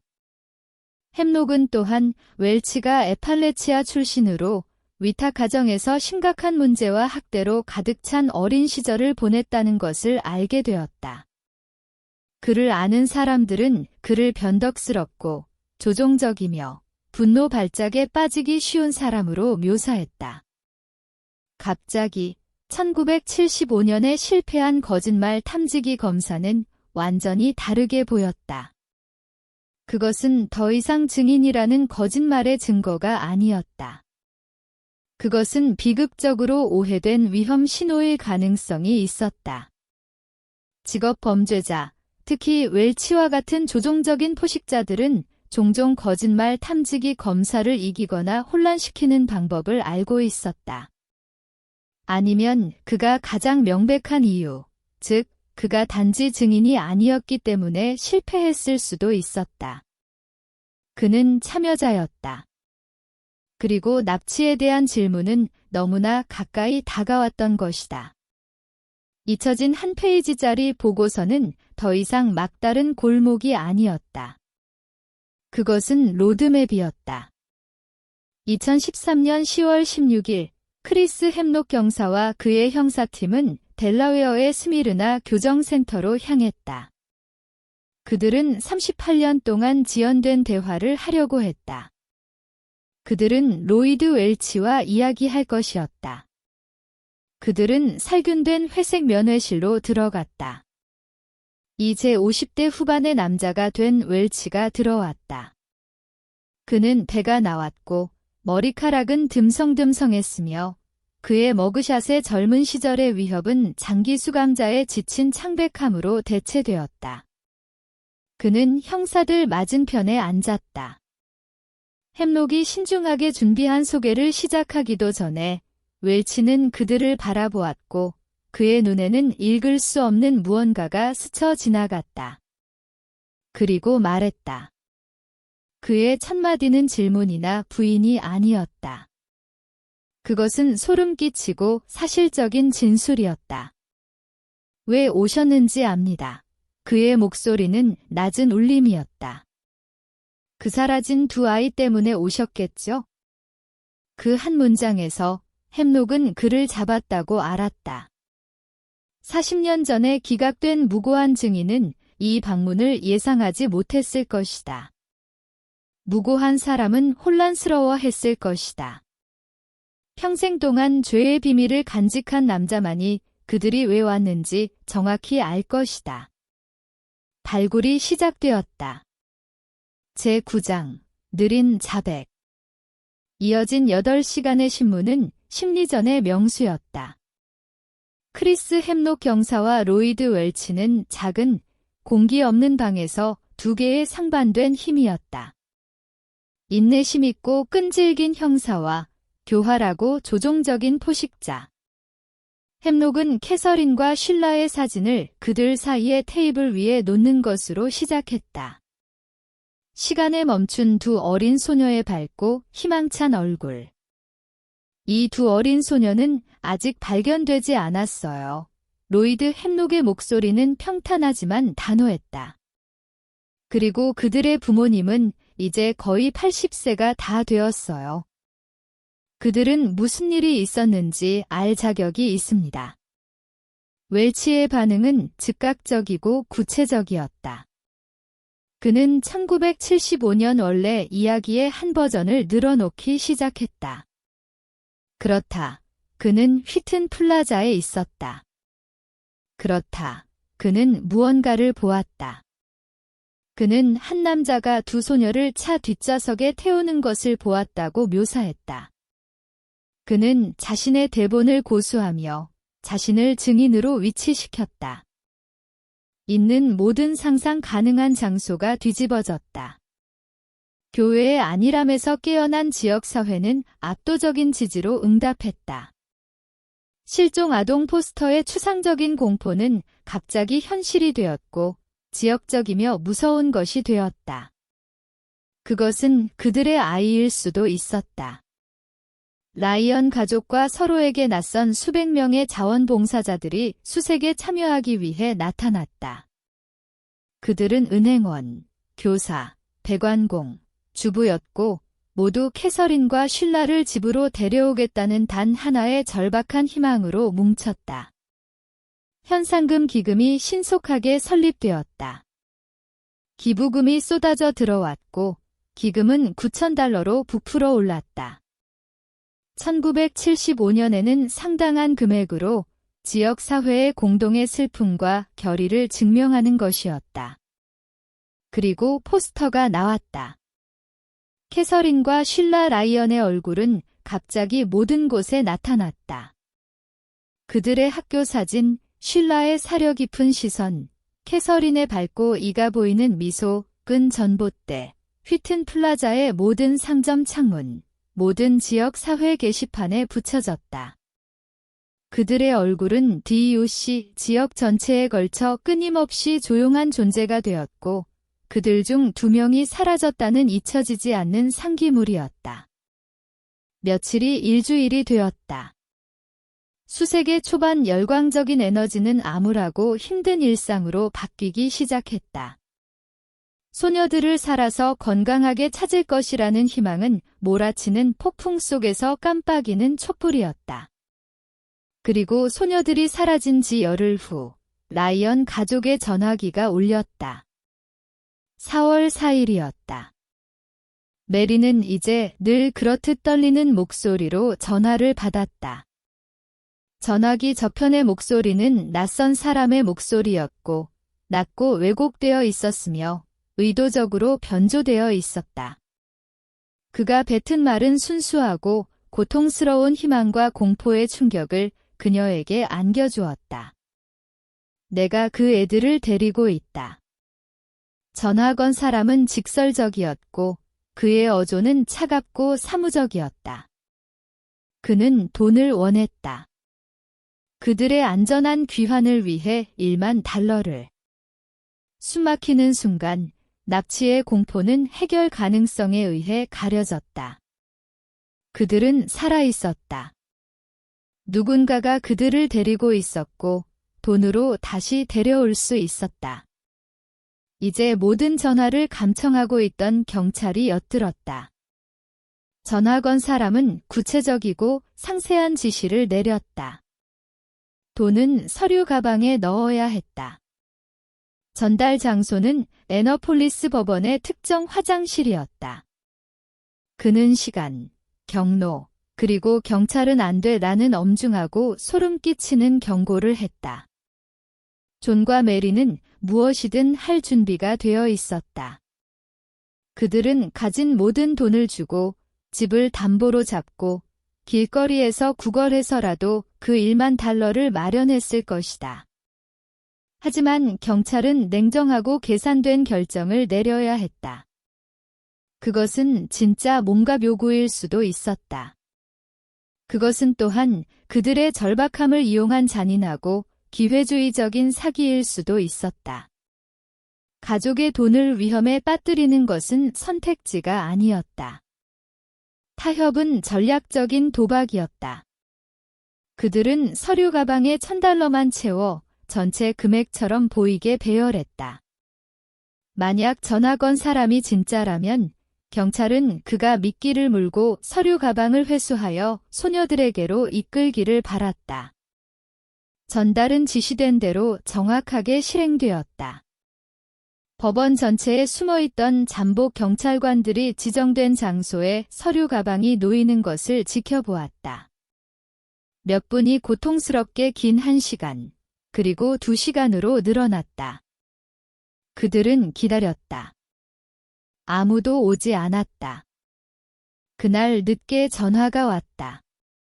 그것은 같은 변조된 목소리였지만 이제는 분노가 섞여 있었다. 사방에 경찰이 깔렸더군. 내가 봤어. 거래는 취소다. 절망으로 목이 메인 존은 그 순간을 잡았다. 애들이랑 통화하게 해줘요. 그는 애원했다. 당신이 애들을 데리고 있다면 내 딸들이랑 통화하게 해줘요. 목소리를 들어야겠어요. 그는 증거가 필요했다.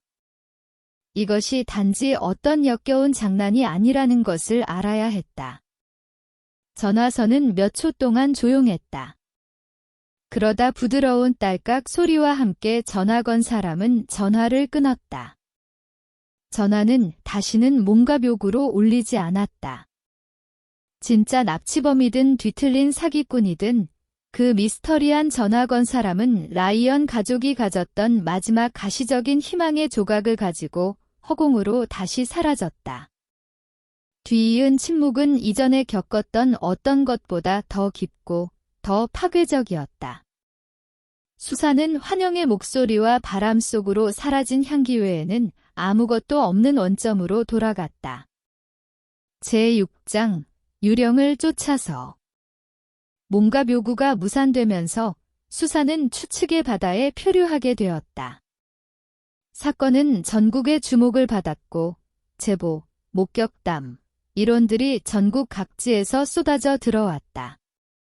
사건을 담당한 형사들에게 그것은 소방호스에서 물을 마시려는 것과 같았다. 아무리 터무니없는 단서라도 꼼꼼하게 기록하고 추적해야 했다. 라이언 자매 사건 파일은 날이 갈수록 두꺼워졌고 엄청난 노력과 좌절스러운 진전 부족을 증명했다. 4월 6일 버지니아에서 한 줄기 희망이 나타났다. 11살 소년 윌리엄 크랩스가 설득력 있는 이야기로 나섰다. 그는 가족과 함께 211번국도를 여행하던 중 걱정스러운 것을 보았다고 했다. 흰색 폰티악 차 안에서 그는 캐서린과 쉴라의 인상착의와 일치하는 두 소녀를 보았다고 했다. 그는 한 가지 세부 사항에 대해 확신했다. 뒷좌석에 금발 아이가 있었고 그 아이는 울고 있는 것처럼 보였다. 경찰은 이 목격담을 심각하게 받아들였다. 211번국도는 DC 지역을 탈출하여 서쪽 산악지대로 향하는 사람에게 논리적인 도주로였다. 시점도 그럴듯했고 크랩스가 묘사한 불안한 행동은 수사관들이 납치된 아이들에게서 기대할 만한 것이었다. 이 보고서는 태스크포스의 흥분의 물결을 일으켰고 즉시 흰색 폰티악에 대한 수배령이 내려졌다. 하지만 이전의 많은 단서들처럼 그 흔적은 차갑게 식어버렸다. 차는 발견되지 않았고 용의자도 특정되지 않았다. 바로 다음 날 또 다른 잠재적인 돌파구가 나왔는데 이번에는 훨씬 더 놀라운 것이었다. 버지니아주 매너세스의 한 목격자가 베이지색 포드 스테이션 외건 뒷좌석에 있는 두 어린 소녀를 보았다고 보고했다. 그들은 묶여있고 입이 막혀있는 것처럼 보였다. 기민하고 재치 있는 목격자는 부분적인 번호판을 포착하는 있는 모든 상상 가능한 장소가 뒤집어졌다. 교회의 안일함에서 깨어난 지역사회는 압도적인 지지로 응답했다. 실종 아동 포스터의 추상적인 공포는 갑자기 현실이 되었고 지역적이며 무서운 것이 되었다. 그것은 그들의 아이일 수도 있었다.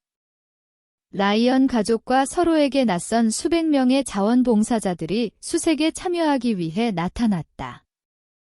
그들은 은행원, 교사, 배관공, 주부였고 모두 캐서린과 쉴라를 집으로 데려오겠다는 단 하나의 절박한 희망으로 뭉쳤다. 현상금 기금이 신속하게 설립되었다. 기부금이 쏟아져 들어왔고 기금은 $9,000로 부풀어 올랐다. 1975년에는 상당한 금액으로 지역 사회의 공동의 슬픔과 결의를 증명하는 것이었다. 그리고 포스터가 나왔다. 캐서린과 쉴라 라이언의 얼굴은 갑자기 모든 곳에 나타났다. 그들의 학교 사진, 쉴라의 사려 깊은 시선, 캐서린의 밝고 이가 보이는 미소, 끈 전봇대, 휘튼 플라자의 모든 상점 창문, 모든 지역 사회 게시판에 붙여졌다. 그들의 얼굴은 DUC 지역 전체에 걸쳐 끊임없이 조용한 존재가 되었고 그들 중 2명이 사라졌다는 잊혀지지 않는 상기물이었다. 며칠이 일주일이 되었다.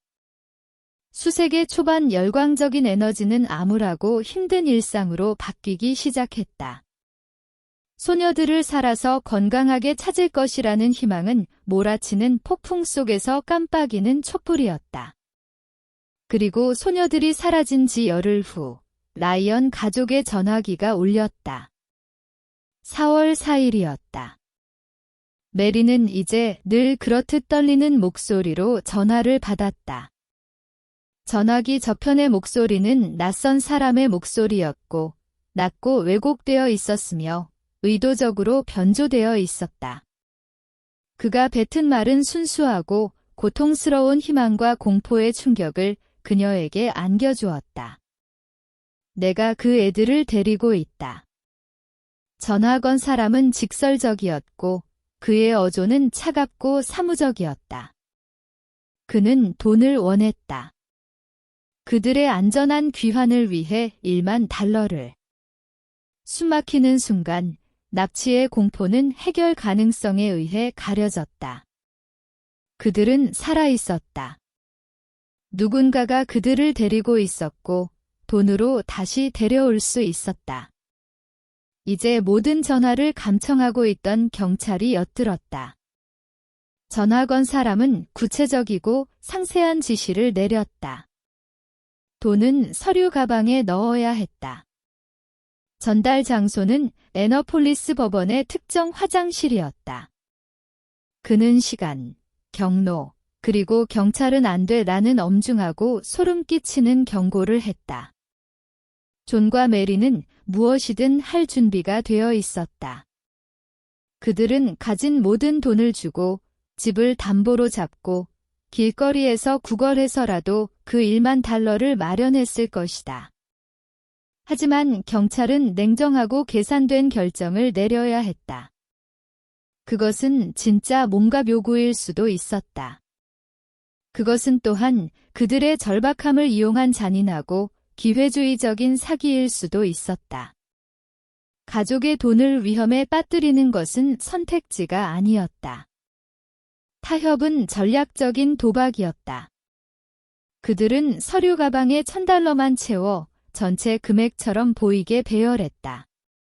만약 전화 건 사람이 진짜라면 경찰은 그가 미끼를 물고 서류 가방을 회수하여 소녀들에게로 이끌기를 바랐다. 전달은 지시된 대로 정확하게 실행되었다. 법원 전체에 숨어있던 잠복 경찰관들이 지정된 장소에 서류 가방이 놓이는 것을 지켜보았다. 몇 분이 고통스럽게 긴 1시간, 그리고 2시간으로 늘어났다. 그들은 기다렸다. 아무도 오지 않았다. 그날 늦게 전화가 왔다. 그것은 같은 변조된 목소리였지만 이제는 분노가 섞여 있었다. 사방에 경찰이 깔렸더군. 내가 봤어. 거래는 취소다. 절망으로 목이 메인 존은 그 순간을 잡았다. 애들이랑 통화하게 해줘요. 그는 애원했다. 당신이 애들을 데리고 있다면 내 딸들이랑 통화하게 해줘요. 목소리를 들어야겠어요. 그는 증거가 필요했다. 이것이 단지 어떤 역겨운 장난이 아니라는 것을 알아야 했다. 전화선은 몇 초 동안 조용했다. 그러다 부드러운 딸깍 소리와 함께 전화 건 사람은 전화를 끊었다. 전화는 다시는 몸값 요구로 울리지 않았다. 진짜 납치범이든 뒤틀린 사기꾼이든 그 미스터리한 전화 건 사람은 라이언 가족이 가졌던 마지막 가시적인 희망의 조각을 가지고 허공으로 다시 사라졌다. 뒤이은 침묵은 이전에 겪었던 어떤 것보다 더 깊고 더 파괴적이었다. 수사는 환영의 목소리와 바람 속으로 사라진 향기 외에는 아무것도 없는 원점으로 돌아갔다. 제6장 유령을 쫓아서 몸값 요구가 무산되면서 수사는 추측의 바다에 표류하게 되었다. 사건은 전국의 주목을 받았고 제보, 목격담, 이론들이 전국 각지에서 쏟아져 들어왔다. 사건을 담당한 형사들에게 그것은 소방호스에서 물을 마시려는 것과 같았다.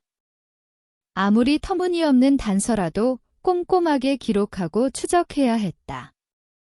라이언 자매 사건 파일은 날이 갈수록 두꺼워졌고 엄청난 노력과 좌절스러운 진전 부족을 증명했다. 4월 6일 버지니아에서 한 줄기 희망이 나타났다. 11살 소년 윌리엄 크랩스가 설득력 있는 이야기로 나섰다.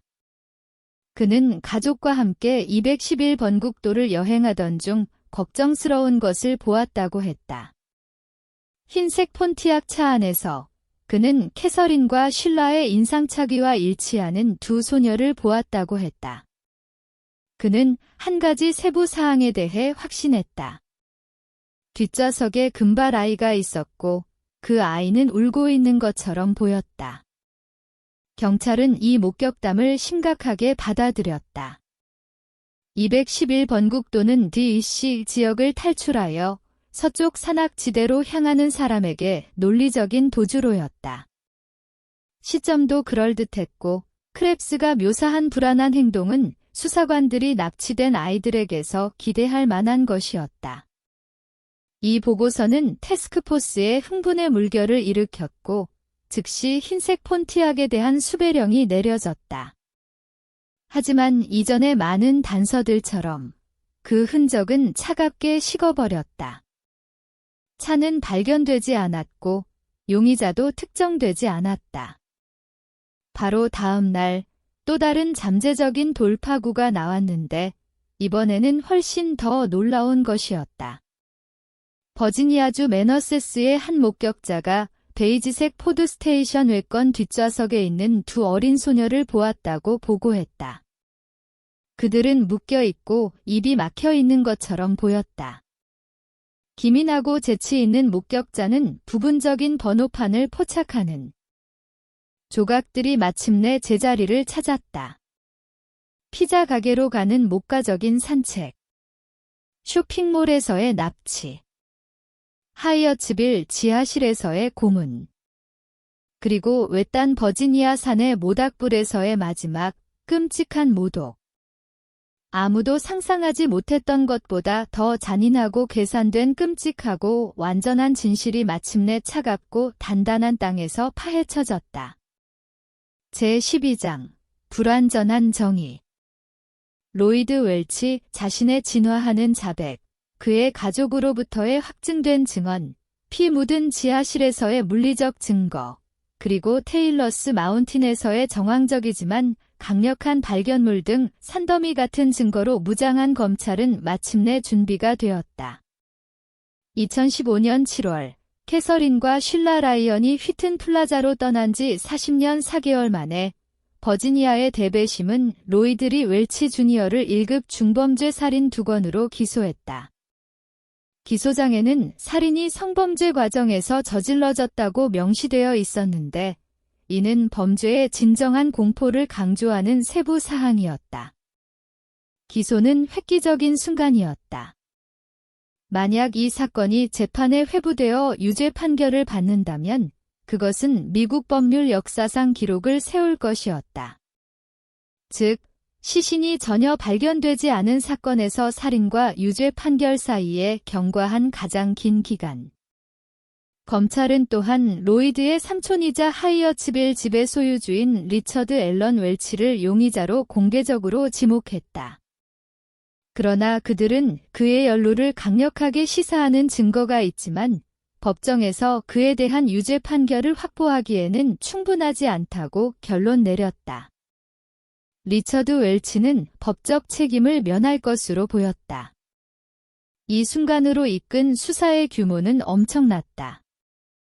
크리스 햄록 경사와 그의 팀은 16,000시간 이상의 형사 작업을 기록했다. 그들은 50건 이상의 수색영장을 집행했고 여러 주에 걸쳐 100건 이상의 인터뷰를 실시했다. 이것은 메릴랜드 역사상 가장 광범위하고 복잡한 미제 사건 수사 중 하나였다. 로이드 웰치에게는 벽이 좁혀지고 있었다. 이제 60세이고 이미 다른 범죄로 수십 년의 징역형에 직면한 그에게 살인 혐의는 가석방 없는 종신형, 심지어 사형의 가능성을 가져왔다. 그는 선택을 해야 했다. 그에 대한 산더미 같은 증거를 가지고 배심원단에 맞서거나 거래를 받아들이거나 2017년 9월 12일 범죄 후 42년 5개월 18일 만에 로이드 웰치 주니어는 버지니아주 베드퍼드 카운티 법원의 판사 앞에 섰다. 방은 꽉 찼다. 방청석에는 이 제70대 후반인 존과 메리 라이언이 앉아 있었다. 그들은 이 날을 위해 반평생 이상을 기다렸다. 그들의 얼굴에는 평생의 슬픔이 새겨져 있었지만 그들의 눈은 그들의 딸들을 훔쳐간 남자에게 고정되어 있었다. 유죄 인정 여부를 묻자 웰치의 목소리는 낮고 침착했다. 유죄입니다. 그는 1급 살인 2건에 대해 유죄를 인정했다. 그러나 이 법적 책임의 마지막 순간에도 그의 자기 보존 본능이 발동했다. 유죄 협상의 일환으로 그는 성폭행이나 살인을 직접 저지른 것에 대한 부인을 유지했다. 그는 단지 납치와 은폐에 참여한 것만을 인정했는데 이는 그의 역할을 최소화하려는 마지막 한심한 시도였다. 유죄 협상은 받아들여졌다. 웰치는 48년 형 2개를 동시에 복역하도록 선고받았다. 그것은 사실상 종신형이었다. 그의 나이와 건강을 고려할 때 그가 다시 자유롭게 걸을 가능성은 거의 없었다. 그는 80대 중반에 기술적으로 가석방 자격이 될 수 있지만 그의 석방은 법적인 환상이었다. 심리 내내 웰치는 판사가 요구할 때만 말하며 금욕적이고 침묵을 지켰다. 그는 자신이 파괴한 가족에게 어떠한 진술이나 사과도 하지 않았다. 그는 어떤 뉘우침도 보이지 않았다. 그의 얼굴은 무표정한 가면이었다. 판사가 유죄 협상을 받아들인 것은 전체 이야기가 공개 재판에서 결코 말해지지 않을 것임을 의미했다. 리처드 웰치와 다른 잠재적 참여자들의 정확한 역할은 불완전한 수사의 모호함 속에 가려져 있을 것이다. 존과 메리 라이언에게 그 순간은 매우 씁쓸했다. 정의는 도착했지만 그것은 상처 입고 불완전한 정의였다. 그것은 그들의 딸들을 되돌려 줄 수 없었다. 그것은 40년간의 고통스러운 불확실성을 지울 수 없었다. 그것은 그들에게 묻을 시신을 줄 수 없었다. 하지만 그것은 무언가였다. 그것은 끝이었다. 그들이 법원을 떠나 기자들에게 둘러싸였을 때 이 악몽과 함께 영겁의 세월을 살아온 존 라이언은 가족을 대신하여 말했다. 그의 말은 간단했고 모든 세월의 무게로 무거웠다. 그저 감사하다고 말씀드리고 싶습니다. 그의 목소리는 감정에 북받쳤다. 오랜 시간이었습니다. 길고 긴 기다림은 마침내 끝났다. 그림자 속의 남자는 이름을 얻었고 그는 남은 평생을 우리 안에서 보낼 것이다. 제5부 끝나지 않은 메아리 제13장 테일러스 마운틴의 유령들 2018년 1월 로이드 웰치는 캐서린과 쉴라 라이언 살해 혐의로 형을 복역하기 위해 델라웨어 교정 시스템에서 버지니아의 최고 보안 교도소로 이송되었다. 이 이송은 법적 사건의 공식적인 종결을 의미했고 42년 이상 열려있던 파일의 마지막 기록이었다. 어느 정도의 종결이 이루어졌지만 그것은 구멍으로 가득 차 있었고 답 없는 질문들과 정의를 피한 자들의 유령에 시달렸다. 아마도 라이언 가족에게 가장 가슴 아픈 현실은 캐서린과 쉴라가 진정으로 집에 돌아오지 못했다는 것이다. 테일러스 마운틴에서의 광범위하고 고된 발굴에도 불구하고 그들의 완전한 유해는 결코 회수되지 않았다. 불은 너무나 끔찍한 일을 잘 해냈다.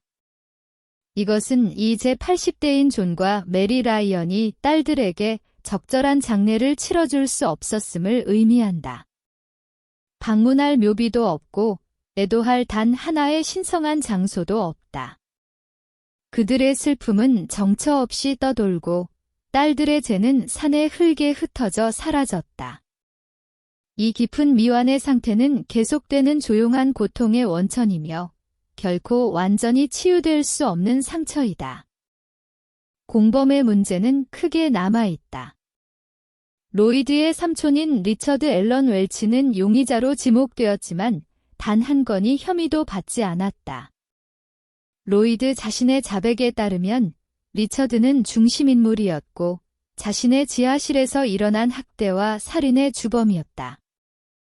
그를 기소하지 않기로 한 결정은 여전히 논란의 여지가 있다.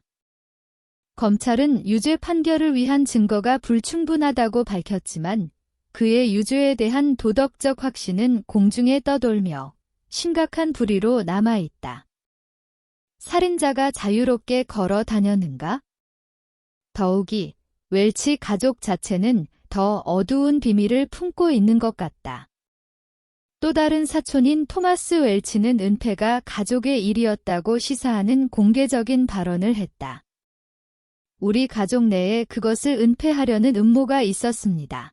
그는 더 많은 사람들이 알고 있었고, 더 많은 사람들이 연루되었으며, 더 많은 사람들이 진실 대신 침묵을 선택했다고 암시했다. 이 음모의 전체 범위, 누가 도왔고, 누가 알았고, 누가 조용히 있었는지는 세대가 지나면서 죽었을 것이고, 수십 년 동안 가족의 어두운 비밀을 보호했던 침묵의 규약에 잃어버렸을 것이다. 로이드 웰치는 그가 끝까지 주장했듯이 단지 강요된 참여자였을까 아니면 주된 선동자였을까? 그는 그날 쇼핑몰에서 소녀들을 스토킹하던 소름 끼치는 젊은 남자였을까? 그리고 나서 더 나이가 많고 더 점잖게 생긴 녹음기 남자, 그의 삼촌 리처드나 다른 초기 용의자인 레이먼드 몰스키가 연기했을 수 있는 역할과 협력했을까? 재판이 없으면 이러한 질문들은 영원한 만약에가 되어 수사관들과 실제 범죄 애호가들에 의해 토론되지만 법적 확실성으로 결코 답변되지 않는다. 이러한 남아있는 그림자에도 불구하고 라이언 가족은 지속적으로 감사에 초점을 맞추었다.